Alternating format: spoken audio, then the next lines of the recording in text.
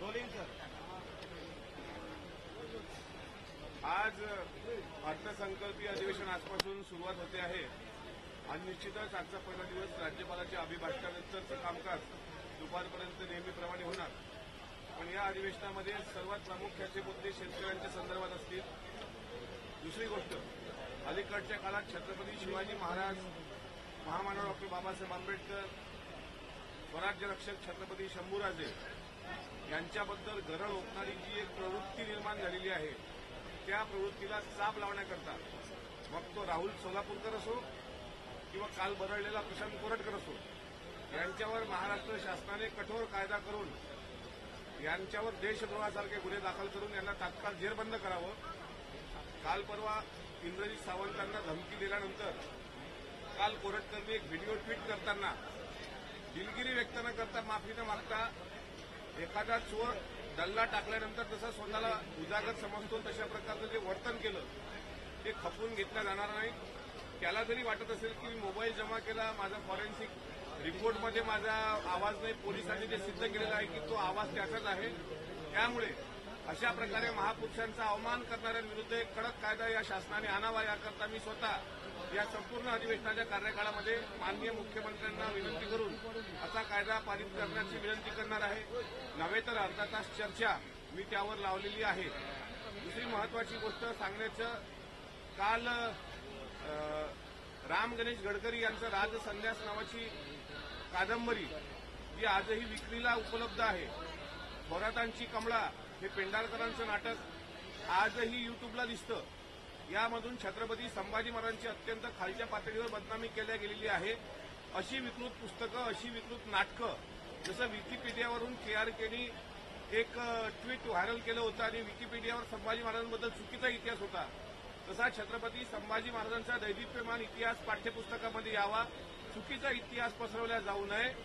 आधी थोरातांची कमळा, मोहित्यांची मंजुळा, रायगडाला जेव्हा जाग येते, राजसन्यासारख्या कादंबऱ्या ह्या कायमच्या हद्दपार व्हाव्या, याकरता सुद्धा महाराष्ट्र शासनाने कठोर पाऊल उचलावं आणि छत्रपती संभाजी महाराजांचा दैदिप्यमान इतिहास पाठ्यपुस्तकामध्ये अंतर्भूत करावा, ही विनंती या अधिवेशनात मी जोर लावून धरणार आहे।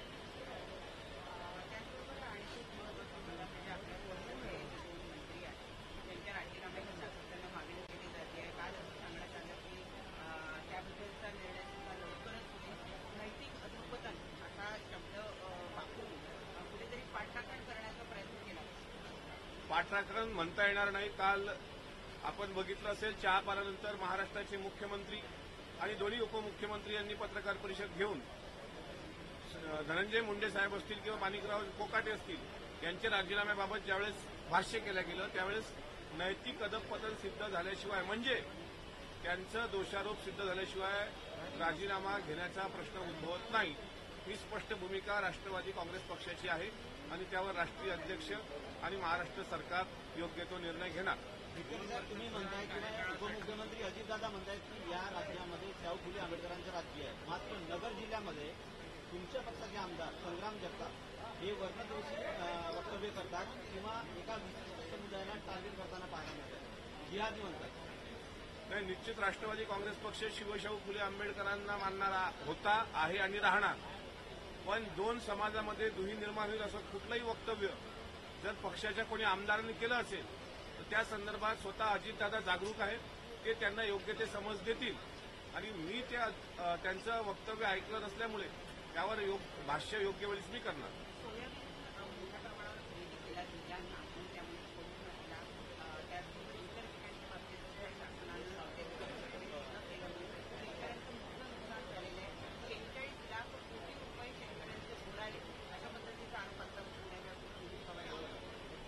एक गोष्ट मात्र खरी आहे की सोयाबीनचा शेवटचा दाणा खरेदी होईपर्यंत नाफेडची खरेदी थांबणार नाही असं शासनाचं धोरण होतं। मात्र अजूनही लाखो टन सोयाबीन शेतकऱ्यांचं घरात पडलेलं आहे आणि या अधिवेशनामध्ये सोयाबीन खरेदीवर निर्णय होणार। त्याचप्रमाणे आता शेतकऱ्यांचा हरभरा असेल किंवा कपाशी असेल, याबाबत सुद्धा पूर्ण खरेदी करून योग्य तो शासन आणि शेतमालाला भाव देऊन शेतकऱ्यांचं सुद्धा अधःपतन होणार नाही याची काळजी शेतकऱ्यांबाबत सरकार घेणार.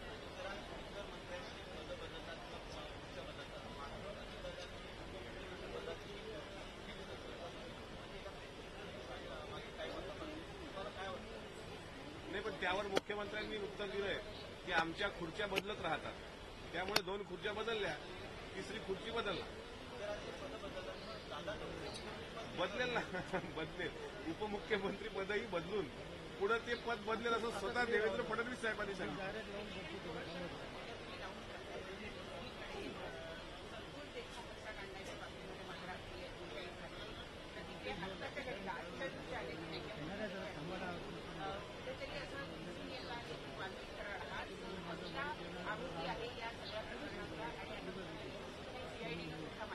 नाही, हे संतोष देशमुख हत्याकांड प्रकरणातला मुख्य आरोपी वाल्मिक अण्णा कराड होत असल्याचं, म्हणजे पहिला आरोपी हे कालपासून सिद्ध झालेलं आहे आणि पुढची कारवाई पोलीस करतच आहेत. पण एक आरोपी मला वाटते जात मुचुलक्यावर, त्यातला जो आरोपी होता त्याला आज जामीन मिळाला. आणि आमचा या अधिवेशनात सुद्धा मग सूर्यवंशी परभणीचे जो एक व्यक्ती परभणीच्या दुर्दैवानं त्याचा मृत्यू पोलीस कस्टडीमध्ये झाला त्यांचं प्रकरण असेल किंवा मस्साजोगचे संतोष देशमुख हत्या प्रकरण असेल, ही प्रकरणं सुद्धा आम्ही तितकीच लावून धरणार. महापुरुषांच्या अवमानाच्या बाबतीतली प्रकरणं सुद्धा आम्ही तितकीच लावून धरणार. आणि सरकारकडून आम्हाला अपेक्षा आहे की सरकार यावर योग्य तो न्याय सर्वांना देईल. धन्यवाद.